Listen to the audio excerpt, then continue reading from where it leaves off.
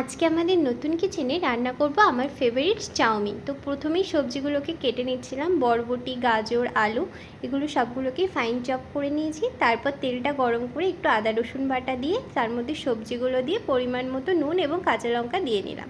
চাউমিনটাও এদিকে সেদ্ধ হয়ে এসেছে। তারপর আলুটা ভাজা হলে ওর মধ্যে একটু করে সয়া সস, চিলি সস আর একটুখানি কিষান সস দিয়ে দিয়েছিলাম। কিষান সসটা খুব কম পরিমাণেই আমি ব্যবহার করি।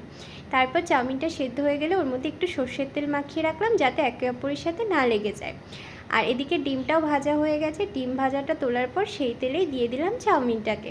ডিম ভাজাগুলো কাটার একটা টেকনিক আমি তোমাদের সাথে শেয়ার করছি। অ্যাকচুয়ালি আলুর মধ্যে ডিম ভাজাগুলো দিয়ে দিলে না সেগুলো আলুর গায়ে বা পেঁয়াজের গায়ে লেগে থাকে, আলাদা করে ডিমটা আর বোঝা যায় না। তো সেই জন্য আমি একটুখানি এইভাবে এটাকে কেটে তারপরে ইউজ করি।